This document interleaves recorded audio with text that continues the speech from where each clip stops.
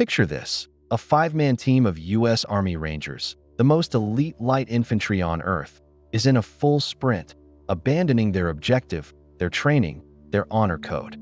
They are not being chased by a foreign army.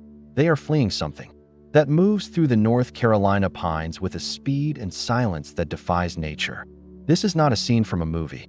This is a debriefing, and it happened more than once. Imagine the largest military installation on the entire planet, that a city unto itself, dedicated to a single purpose: the art of war. Home to the legendary 82nd Airborne, the silent professionals of Delta Force, the shadow warriors of JSOC. This is Fort Bragg, North Carolina. A name that echoes with a legacy of power and precision. Over 250 square miles of drop zones where the sky rains paratroopers, firing ranges that echo with the endless crack of live ammunition, and urban warfare simulators where every window hides a potential threat. The IT is a monument to American military might, a fortress designed to project power across the globe. But peel back the top layer of this modern marvel, scrape away the asphalt and the steel. Look deeper. Beneath the constant roar of C-130s and the percussive rhythm of rifle fire lies another world, an ancient world that refuses to yield. Massive, primordial tracts of longleaf pine forest, a sprawling green darkness so dense and deep it swallows the daylight whole. Swamps hidden within the training areas, they're black. Still waters never fully mapped, their depths holding secrets under a blanket of green scum. Creeks with names whispered from a forgotten time. Whispering Creek, Dead Man's Run, Devil's Fork. This land, this soil, was old long before the first soldier ever set foot here. IT has witnessed centuries pass. It has its own stories and its own guardians for the men and women stationed there. This stark duality is just part of the background noise of their lives. By day, they are the undisputed apex predators of the human world. They master the most complex weapons systems. They execute flawless tactical maneuvers. They are the sharp tip of the spear. But at night, when the real training begins, when you're dumped from the back of a 5-ton truck into the middle of those pitch-black, suffocating woods, miles from the nearest electric light, with nothing but the green, ghostly glow of your NVGs and the cold, familiar weight of your rifle, the entire calculus of the world changes. The familiar becomes alien and hostile. Every shifting shadow seems to move with purpose. Every innocent crack of a twig under your own boot sounds like a threat moving in the dark. The immense, crushing weight of the silence makes you feel incredibly small. And in those quiet moments, between the whispered commands and the rustle of gear, you get that creeping, unsettling feeling in the very base of your spine. A primal warning that, for all your advanced training, for all your sophisticated technology, you are no longer at the top of the food chain here. You have stepped into someone else's kingdom. Something ancient and powerful and utterly unknowable calls these woods home, and the evidence suggests it does not like visitors. This is the story the Army doesn't put in its recruitment brochures, the story they scrub from the official after-action reports. This is the story of highly trained soldiers, the best of the best, encountering something they couldn't outmaneuver, couldn't outfight, and most importantly, couldn't explain. Something that turned the hunters into the hunted. Our story doesn't begin with a rumor. It begins with a specific incident. A moment in time when the veil was torn, the late 1990s. A crisp, clear autumn night. A 5-man team from the 1st Battalion, 504th Parachute Infantry Regiment, 82nd Airborne Division, is conducting a routine night land navigation exercise. A simple test of skill. Navigate to a series of grid coordinates through a designated training area. A civilian. It sounds harrowing. To these men, it was a Tuesday. These aren't rookies fresh out of basic. They're seasoned paratroopers, airborne, all the way. Their lieutenant, a young West Pointer, is eager, book-smart, but untested in the real world. Their sergeant first class, now he's the anchor. A grizzled veteran of the Gulf War, with a face like a topographical map and eyes that have seen too much. The 3 specialists are the muscle, capable, cynical, and just bored enough to welcome a night away from the mind-numbing monotony of barracks life. They move with a quiet, practiced purpose. a well-oiled machine operating under the eerie, monochrome green glow of their PVS 7 night vision goggles. The first hour is utterly uneventful. Boring, even. Just the sounds of their own controlled movement, their quiet, hissed commands, and the endless, deafening chorus of crickets and tree frogs that defines a southern night. That it's a familiar white noise. Almost comforting.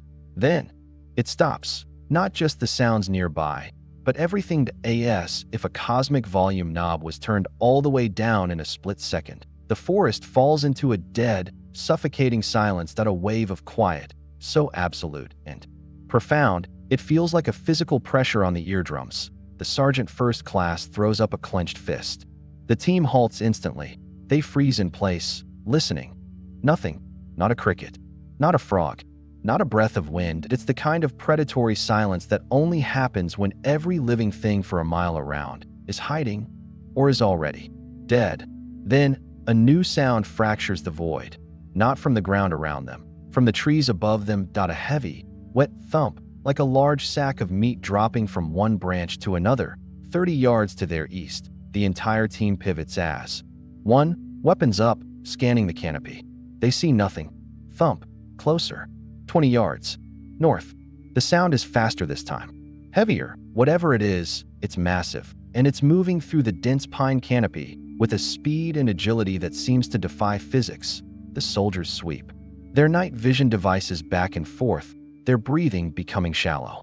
The green world shows them nothing but a labyrinth of branches and shadows. Then, the smell hits them. It rolls over the team like a foul tide. A foul, bestial odor that makes their eyes water. It's a cocktail of rot and wet fur, of old blood. And something else, something vaguely, sickeningly metallic. One of the specialists gags, choking it back. Thump. This one is right on top of them. Directly above. Pine needles and bits of bark shower down on their Kevlar helmets. They look up. As one unit, rifles following their eye line. And they see them point 2 points of faint, dull red light, like 2 burning embers in a dead fire, staring down with a malevolent intelligence, not the reflective, biological glow of an animal's eyes caught in a light, but a deep, internal, infernal, burning. One soldier, a veteran of 3 deployments who thought he'd felt every flavor of fear, later said it was the most primal terror he had ever experienced. It bypassed his brain and seized his heart. His finger was on the trigger of his M4 carbine, but he was frozen solid. Paralyzed, the thing in the tree let out a sound then. Not a growl, not a roar. A low, guttural, chattering, a series of clicks and rasps that seemed to vibrate not in the air, but deep inside their skulls, rattling their teeth. That sound was enough. The spell shattered. The team leader, the young LT, didn't scream a command. He screamed in pure, undiluted panic. Move. Now. Go. Go. Go. And they broke. They ran. They ran like they've never run before. Not in training, not in combat, dropping rucksacks to lighten the load, tripping over unseen roots, scrambling back up. This wasn't a tactical retreat. It was a blind, panicked, animalistic sprint for their lives. They didn't stop, didn't look back, until they exploded from the oppressive tree line and saw the beautiful, mundane, electric lights of the fire base. They collapsed on the gravel, gasping, weeping, shaking uncontrollably. They never saw its full form. They never got a clear shot. They only felt its oppressive presence, and they knew, with every fiber of their being, a truth that would haunt them forever. They had not been exploring those woods. They had been hunted. You could dismiss one story, write it off as a collective hallucination, a prank gone too far, or a stress-induced episode brought on by sleep deprivation and the immense pressure of their jobs. The Army certainly did, but that's the most terrifying part of this entire mystery, because the story of that 82nd Airborne Patrol was not unique. It wasn't even the first. It was simply the first major crack in the dam. When you start digging, you realize it's a pattern. A horrifying, repeating pattern etched into the recent history of Fort Bragg over the next decade and a half. Similar reports began to trickle out from the darkness, not through official channels. Those reports were shut down, classified, or disappeared into a bureaucratic black hole faster than you can say operational security. But through whispers, hushed conversations in the smoke pit long after midnight, stories traded over lukewarm coffee in the chow hall, voices low and eyes darting, confessions between battle buddies who trusted each other with their lives. And now with their sanity, stories shared by soldiers who had nothing to gain and everything to lose by speaking this madness into existence. A few years later, a team of Green Berets from the 3rd Special Forces Group were deep into a seer. Exercise, survival, evasion, resistance, escape. They were playing the role of captured guerrillas who had escaped and were now evading the opposing force in a remote sector. They had established a near-perfect hide site, a camouflage position, near a creek. Undetectable to the human eye. On the 3rd night, something found them. Not the Opfer. They heard heavy, bipedal footsteps circling their position for hours. Crunch, step, crunch, step. Then, the distinct, chilling snap of their perimeter tripwires, not triggered by someone stumbling through them, but carefully, quietly, deliberately broken, as if someone or something was methodically disarming their security. Their instructor, a grizzled master sergeant with over 20 years of service, called off the exercise immediately.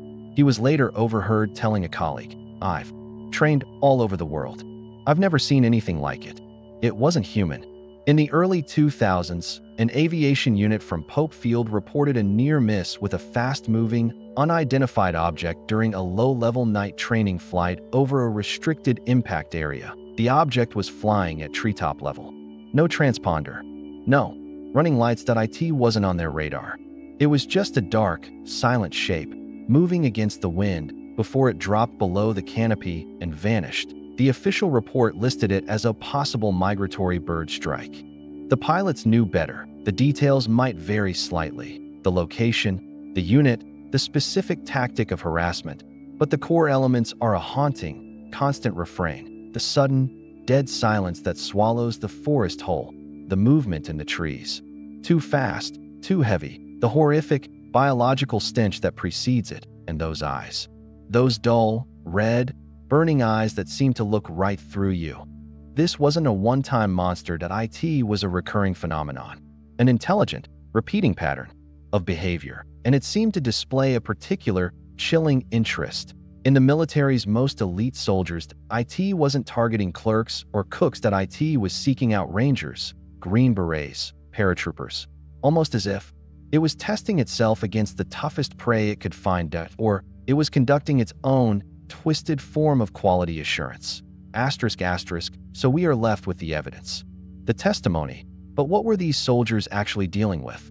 By compiling these accounts, by cross-referencing the details from dozens of separate encounters, we can move past campfire stories and build a forensic profile, a composite sketch of the predator that calls Fort Bragg its hunting ground. Let's break it down, piece by terrifying piece. First, physicality and physiology. The descriptions are remarkably consistent.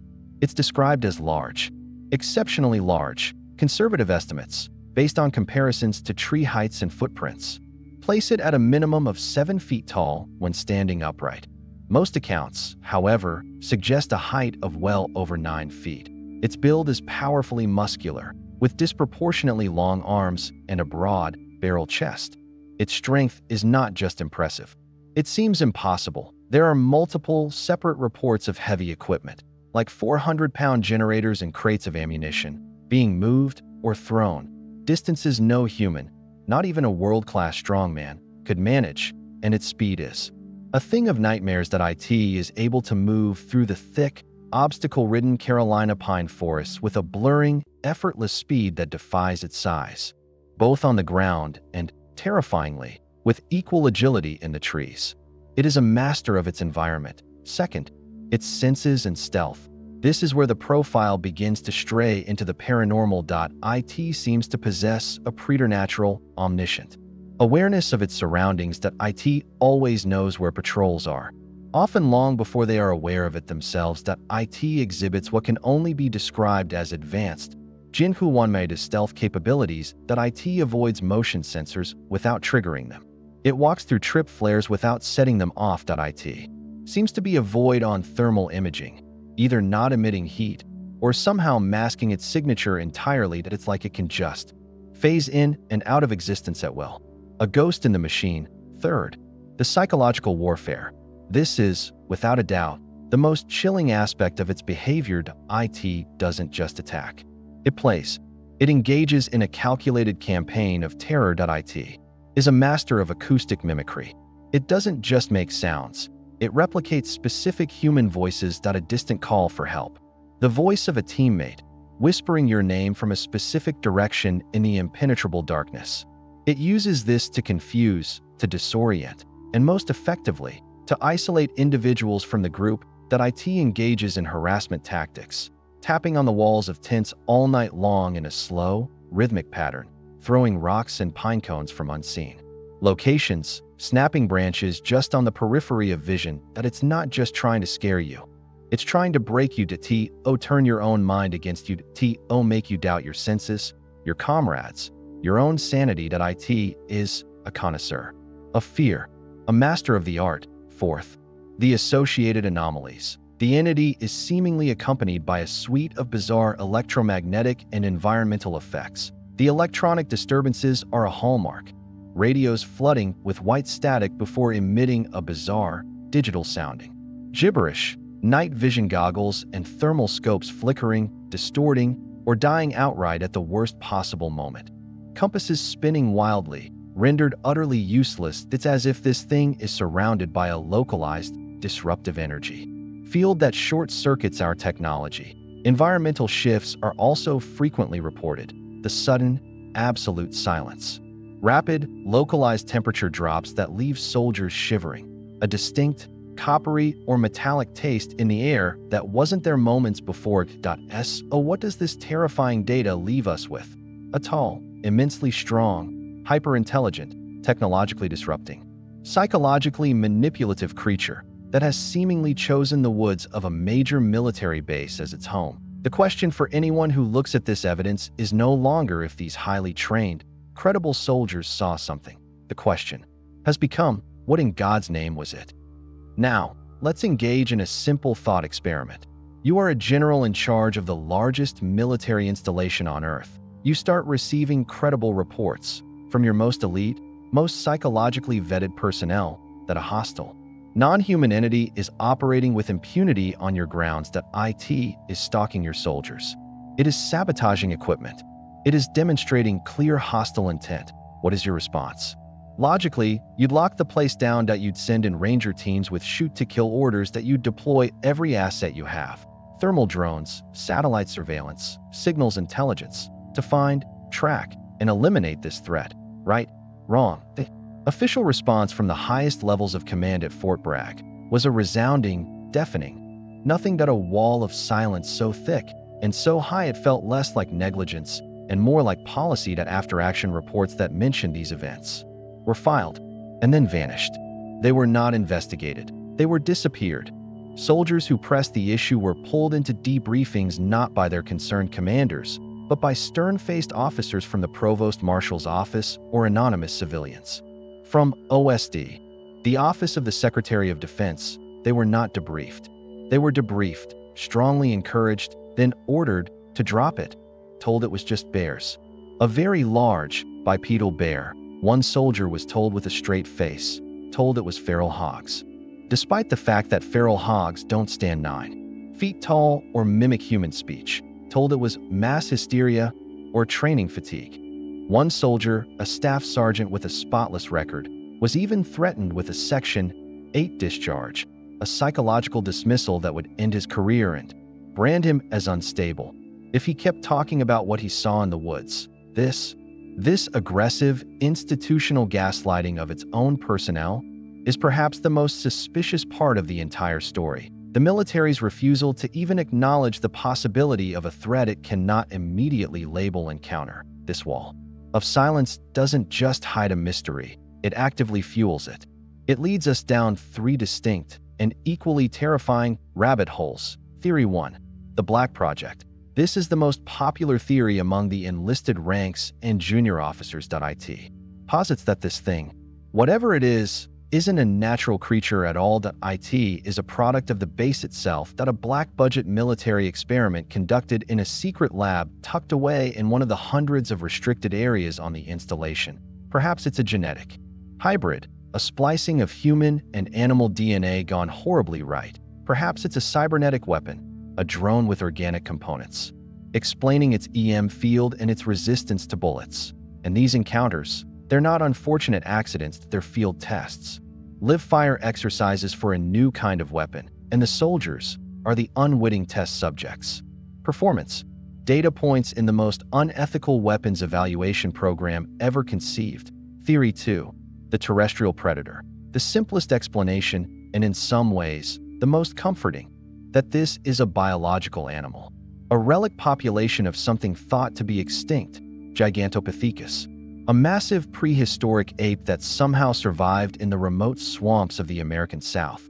But this simple explanation quickly frays at the edges. It doesn't explain the technological disruption, the advanced mimicry, the sophisticated psychological games, unless we're not dealing with a simple animal. Unless we're dealing with a creature whose intelligence not only rivals our own, but has evolved for millions of years in perfect stealth, an ancient, terrestrial intelligence that has been hiding, watching us, studying us from the shadows, all along. And now, we have built our greatest fortress right in its backyard. Theory 3. The otherworldly. The most disturbing theory of all, that this thing isn't from here. Not from our world, or even our dimension. The descriptions, the abilities, they don't fit any known biological or evolutionary framework. The way it moves through solid matter. The way it manipulates technology and human perception. Could it be that Fort Bragg, with its intense human energy, its focus on war and technology, its strange geological properties, is a hotspot, a thin place, a gateway, and that this creature is an interdimensional visitor, a being from a reality that overlaps our own, able to step through when the conditions are right. Or an ancient Earth inhabitant from a time before man, from a world that existed on this very spot, whose reality is now just a faint echo bleeding into our own. A predator from another plane of existence that has found the perfect hunting ground, rich with the strong, vibrant energy of its preferred prey, warriors. The military silence is the key that unlocks all three theories, because if it was just a bear, they'd say so. Their silence, their active suppression, screams one thing louder than any words ever could. They know it's something else, something they can't control, something they don't understand, and they are terrified of it. You can analyze reports, you can dissect theories, but to truly understand the weight of this, the sheer, gut-wrenching reality of it, you have to hear it from a man who was there. You have to hear the human cost. I spoke to a former Army Ranger from the 75th Ranger Regiment, that we'll call him Mark. His identity, for his own protection, must remain a ghost. His voice is his testimony. You have to understand the context, he began, his voice steady but low, like he was still afraid of being overheard. This was 2008. We were out in the impact area. For those who don't know, that's the live-fire artillery zone. Miles of craters, shattered trees, and unexploded ordnance. It's apocalyptic. No one goes out there. It's supposed to be empty. That's why we used it for the hardest land navigation courses. My buddy and I were at our designated point, a grid coordinate in the middle of all this nothingness. We were waiting for the other team to link up. It was dead quiet, eerily quiet, but that was normal for the impact area. Nothing lives there. Then the other kind of silence hit, the one you've heard about. It was like God himself pressed mute on the world. The air got thick, heavy. I could hear my own heartbeat in my ears. Then we heard it. Heavy breathing, like a horse, but wetter. Gurgling. It was close. 10, 15 yards away, max. We hit the dirt, weapons out, flipping down. Our nods. I scanned everywhere. Nothing. Just green static and broken trees. Then, my radio crackled. Not with static. It was a clear transmission. And a voice came through. It was my team leader's voice. Sergeant Miller. Crystal clear. I'd know that gravelly mess anywhere. He said, "Mark, stand down. Exercise is over. Proceed to exfil point, now." Mark's voice tightened. It sounded exactly like him. But something was off. The cadence. It was too perfect. Like a recording. There was no background noise, no Humvee engine, nothing, just his voice, in a vacuum.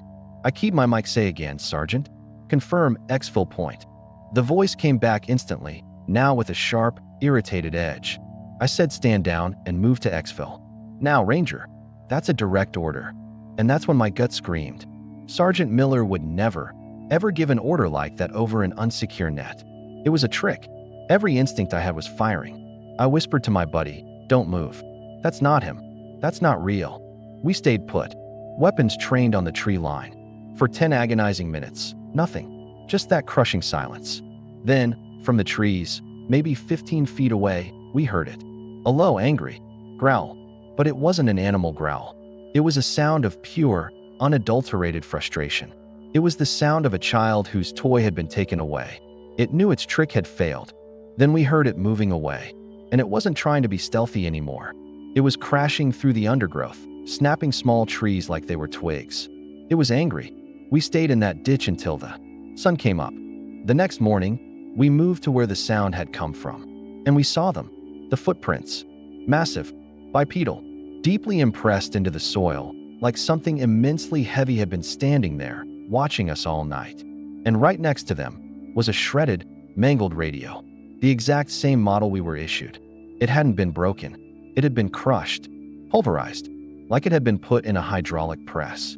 Mark went silent for a long moment. Whatever. It had been listening to us. It knew our frequencies. It knew our protocols.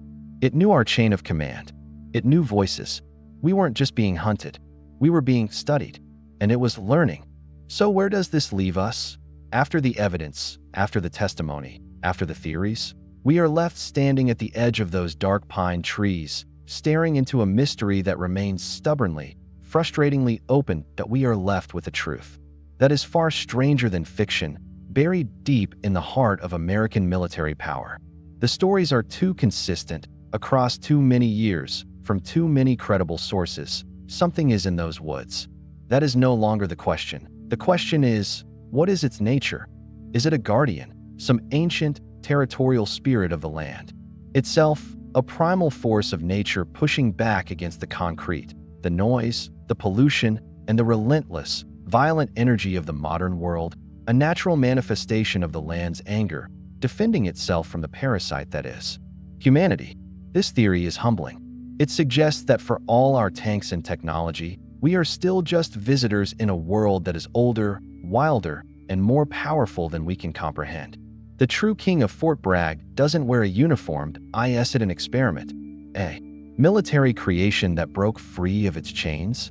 A living weapon born in a secret lab under Pope Field, its organic parts fused with technology we can't even imagine. Does it now treat the entire 250 square mile installation as its personal proving ground, its terrarium? This theory paints the U.S. government not as a victim of a mystery, but as its sinister, reckless architect. It suggests that the greatest threat to our soldiers didn't come from a foreign enemy, but from their own command. The hunters became lab rats. Or is it something far older, the original inhabitant of that patch of North Carolina, a species so ancient and so intelligent that it has evolved not just to hide from humanity, but to obsess over us. To learn our languages, to understand our technology, to master our psychology, to hunt us not for food, but for sport, for knowledge, or for reasons we could never fathom. This theory shatters our understanding of evolution and our place in the natural order.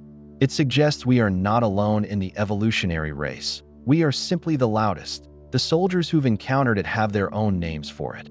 Names born of dark humor and primal fear. They don't call it Bigfoot. That's a campfire story for tourists. They call it the Fayetteville Monster, the Bragg Boogeyman, the Woodswalker. They know it's real. They've felt its gaze. They've smelled its breath. They've heard its voice. And they know, with absolute certainty, that the official story is a lie. The forests of Fort Bragg are still there. The training continues every single night. And as we speak, a new patrol, a new group of highly trained, heavily armed men and women is stepping into those dark, silent woods. That they'll clutch their rifles a little tighter. They'll scan the treetops a little more often. That they'll listen a little harder to the static on their radios. And in the back of their minds, beneath the discipline and the courage, They'll all be wondering the same thing. Is tonight the night? The hunter becomes the hunted?